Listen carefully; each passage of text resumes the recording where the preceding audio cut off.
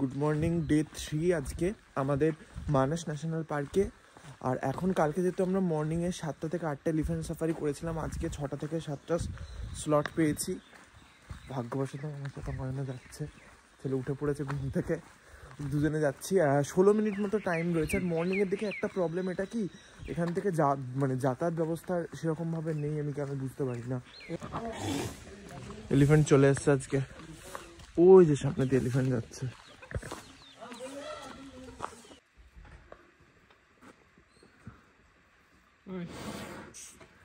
গরম হাওয়া দিচ্ছে। তো আজকে মর্নিং আমাদের এলিফ্যান্ট সাফারি স্টার্ট হয়ে গেছে। আজকে আমরা সব একটাতেই উঠেছি। একটা গোদা হাতি এসছে, দুটো বিশাল গোদাটা হাতি এসছে। আমার ওই সামলাচ্ছে মানে হাতির জমা আছে, হাতির পিছনে হাতি, হাতি বেড়েছে হাতি। আজকে হাতিটা বেশ কমফোর্টেবল, বেশ বেশ গদি গদি আছে। আজকে ভালো সাইটিং পাওয়া আশা করছি। ওইদিকেই তো যাচ্ছে, কালকে পিছন দিয়ে গেছিলাম। হ্যাঁ, তো এখান থেকে ঘুরে। ঠিক আছে, চলো।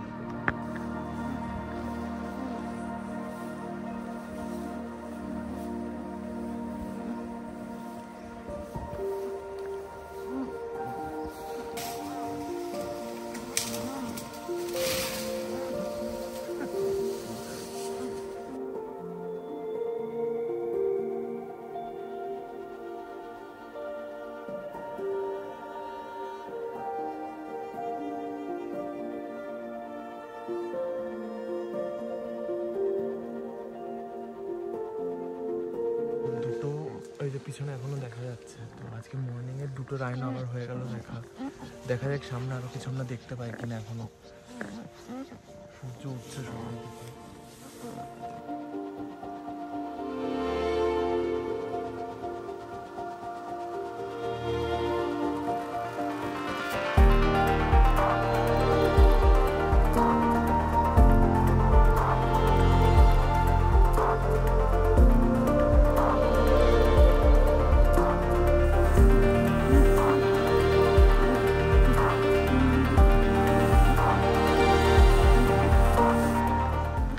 চলে এসছি আমরা আবার আমাদের পয়েন্টে, যেখানে শুরু ছিল।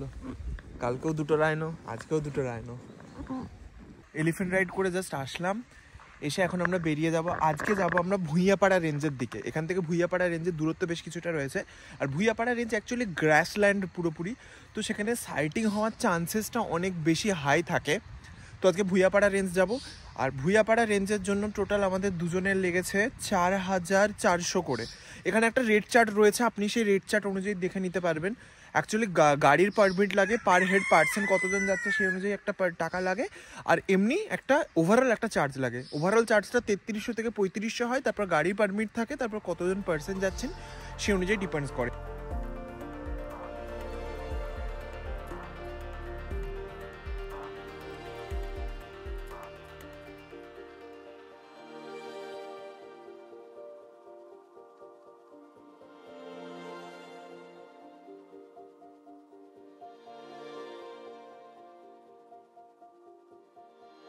রাস্তাটা কত সুন্দর, মনে হচ্ছে রাস্তাটা গিয়ে পাহাড়ে ঢুকে গেছে। আর এইদিকে পুরো গ্রাম। দেখুন কত এখানে ময়ূরও রয়েছে, এই যে দেখুন ময়ূর। তো এটা হচ্ছে ভুঁইয়াপাড়া রেঞ্জের এন্ট্রি গেট। এখান থেকে এন্ট্রি করাতে হচ্ছে, দাদা গেছে এন্ট্রি করানোর জন্য। আর ভুঁইয়াপাড়া রেঞ্জেও থাকার জায়গা রয়েছে, পিছনে যদি দেখেন একটা রিসর্ট রয়েছে ভুঁইয়াপাড়া রেঞ্জে। গার্ড চলে এসছে আমাদের, আবার উঠে গেলাম। এখান থেকে গার্ড নিতে হয় পঙ্কজ দা। ওকে, তো সবাইকে আসতে এখানে রেজিস্টার করতে হয়, করে কার্ড নিয়ে বেরোতে হয়, তাই তো? ওকে চলো।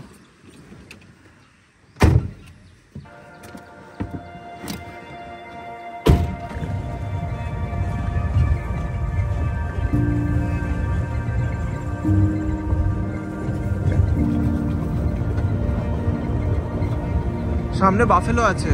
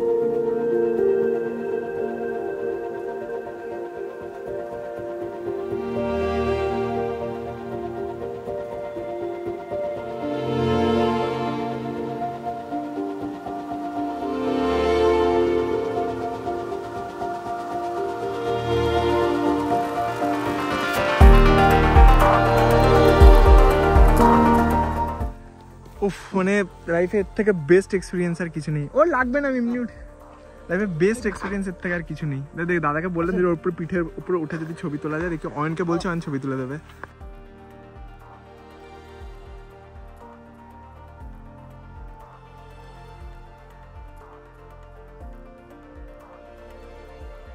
আমি জানি না লাইফে এরকম এক্সপিরিয়েন্স কোথায় এসে করতে পারবেন। সব থেকে বেস্ট হচ্ছে ভুইয়াপাড়া রেঞ্জে। এই যে ভিউটা দেখা যাচ্ছে এখানে, আর এই যে এক্সপিরিয়েন্স হলো, এটা কোনো জায়গা থেকে কেনিয়া থেকে কম লাগছে না। মানে সিরিয়াসলি মানুষজন যে মানে কেন বারবার বিদেশে যাবো বলে, আমরা সেটাই বুঝতে পারি না। ইন্ডিয়াতে এত সুন্দর একটা জায়গা রয়েছে আর তার ভিউটা হচ্ছে এরকম টাইপের, মানে অসাধারণ ফিলিংস। পৃথিবীতে সব কিছু একদিকে আর এই ফিলিংসটা অন্যদিকে। তো আমি সবাইকে বলবো যে যারা আসবেন ডেফিনেটলি ভুঁইয়াপাড়া রেঞ্জ ডেফিনেটলি আসবেন। আর একটু চেষ্টা করবেন এই যে পঙ্কজদা যার সাথে আমরা অ্যাকচুয়ালি এসেছি, ওই পঙ্কজদার সাথে আসার বেসিক্যালি, কারণ পঙ্কজদার সাথে আসলে এই এক্সপিরিয়েন্সগুলো আপনারা করতে পারেন। কারণ নর্মালি এইগুলো কিন্তু পারমিশন নেই, বাট এই এক্সপিরিয়েন্সগুলো করতে পারেন। ভেবে দেখুন আমরা এখানে দাঁড়িয়ে রয়েছি, আর ঠিক আমি যদি ক্যামেরাটা পিছন দিকে ঘোরাই, আর এই যে দেখুন ওয়াইল্ড বাফেলোগুলো, এই যে ওয়াইল্ড বাফেলোগুলো এখানে দাঁড়িয়ে রয়েছে। আমরা জাস্ট এই ফরেস্ট রেঞ্জ অফিসারের এই ঠিক বাইরেটায় দাঁড়িয়ে রয়েছি। হাতিগুলো ভেতরের দিকে চলে গেছে, রেনবো আর বাকিগুলো সব ভেতরের দিকে চলে গেছে। ওকে তো বেরিয়ে গেছে ওখান থেকে, আমরা আবার যাচ্ছি। আরো গাড়ি আছে সামনে, যদি দেখতে পান অনেক দূরে একটা গাড়ি রয়েছে।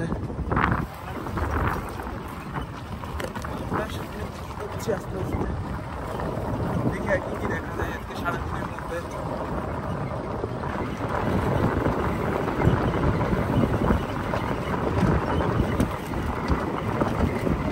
একটা ক্যাম্পের কাছে এসে দাঁড়িয়েছি, দেখি উপরে যাই।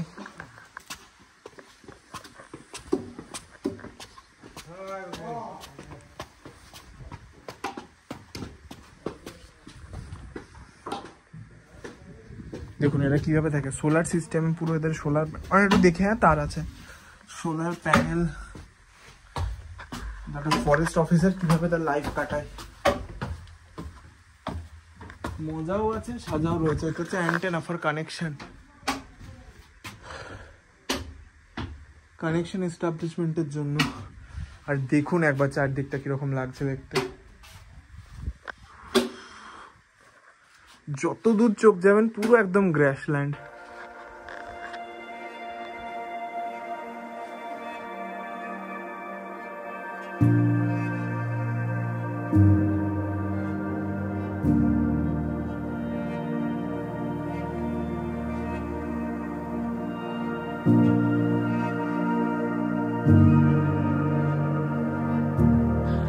কেমন লাগছে এই জার্নি ডেফিনেটলি জানান আমাকে কমেন্টে, যে জার্নিটা আপনাদের কেমন লাগছে, কতটা ভালো লাগছে এই জার্নিটা আপনাদের। কারণ মানে আমি সত্যি বলছি যে অ্যাকচুয়ালি ইন্ডিয়াতে এরকম জায়গা রয়েছে, আমি তো এর আগে কখনোই জানতাম না। যদি পিছনের দিকে আমি একটু যদি দেখাই আপনাদেরকে, দেখুন এখান দিয়ে যদি একবার দেখেন যে মানে অসাম লাগছে এই ভিউটাকে, জাস্ট অসাম লাগছে এই ভিউটাকে। মানে এখানে বা ওই যে দূরে যে গাছগুলো দেখা যাচ্ছে, এই যে দূরের যে গাছগুলো দেখা যাচ্ছে, এই গাছগুলোর কাছেও যদি কিছু থাকে আপনি বুঝতে পারবেন এখান থেকে, বা ভিউ আসবে এখান থেকে। দেখুন একটা ময়ূর উড়ে যাচ্ছে ওই গাছের কাছে। মানে ক্যামেরা কখনো জাস্টিস করবে না, আপনাকে ডেফিনেটলি আসতে হবে। আর ভূঁইয়াপাড়া রেঞ্জে আপনি সেখানে কিন্তু স্টের অপশনও রয়েছে বাইরের দিকে, আপনি স্টের অপশনও কিন্তু থাকতে পারেন।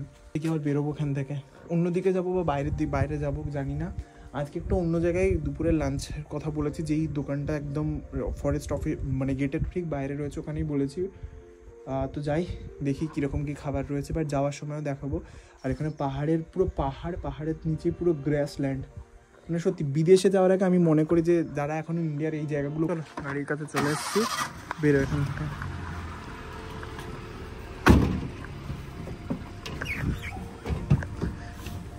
পঙ্কজ এবার আমরা কোন দিকে যাব? নদীর কাছে লাগবে। আচ্ছা, কুল গাছ।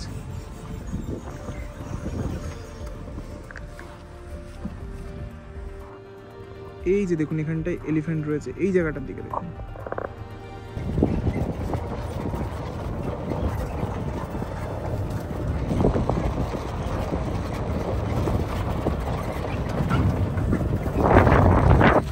কোনো অব্দি দেখার চেষ্টা করছি, যদি কিছু দেখা যায়। এসেছিল কোন জায়গাতে এসেছিল? ক্যাম্পের আগে, এখানে পাশে। দেখেছো? হ্যাঁ দেখছি। ফটো তুলোনি? ফটো ঠিক হয় না।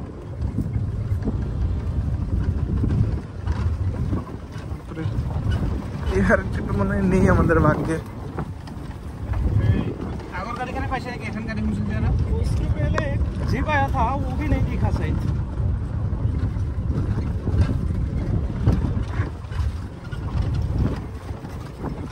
हम लोगों को मिल जाता अगर आप लोग एलिफेंट सफारी नहीं करते। हम लोग सुबह निकला था ना 6 बजे, इधर 7 बजे पहुंच जाता है। এই দেখুন একটা হাতি আছে।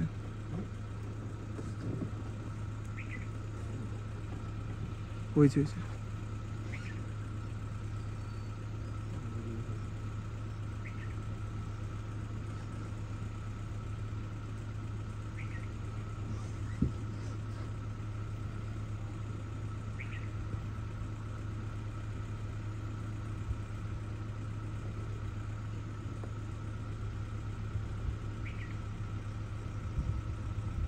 চলো। এই দেখুন যাওয়ার সময় রাস্তার ধারে, একদম ধারে দেখা যাচ্ছে 4খানা মতো আছে এলিফ্যান্ট।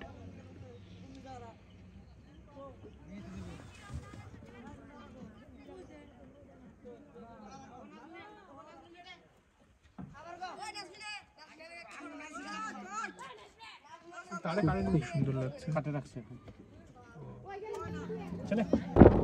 এখন চলে এসেছি গেটটা সামনে ক্রস করে চলে আসলাম। আর এখন যাবো হচ্ছে রিসর্টে। টাইম হচ্ছে 11:15। আর এখানে একটা খাবার দোকানে খাবার চলে আসছে, একটা আসতে হবে 12:30 থেকে, একবার আসবো ওখানে খেতে, ব্যাক করে চলে আসবো। প্ল্যান করে ফ্রেশ হয়ে একদম রেডি হয়ে গেছে, আমরা খেতে যাচ্ছি। ওখানে খেয়ে আবার আসবো, কারণ হচ্ছে দুজনের ফোনের কারোরই চার্জ নেই ফোনে। পঙ্কজদা আসছে, পঙ্কজ এখানেই ছিল, আর যেহেতু দিয়ে চলে আসবে আমাদেরকে। কাকার দোকানে চলে এসেছি, কাকার দোকানে মাটির উনুনে রান্না হচ্ছে। সবজি ভাত অর্ডার দেওয়া ছিল, স্নান টান করে এসে বসে গেছি আমরা। ন্যাচারাল পাতা হচ্ছে এখন। ফোনটা নিয়ে চলে ন্যাচারাল খাবার জায়গা পাতা হচ্ছে। আমরা ওপেন এরকম স্পেসে খাবো, ভেতরে খাবো না। আমরা কাকা বলেছে ওপেন স্পেসে, ঠিক আছে খাও, কোনো ব্যাপার না, ওপেন স্পেসে আমরা এখন খাবো।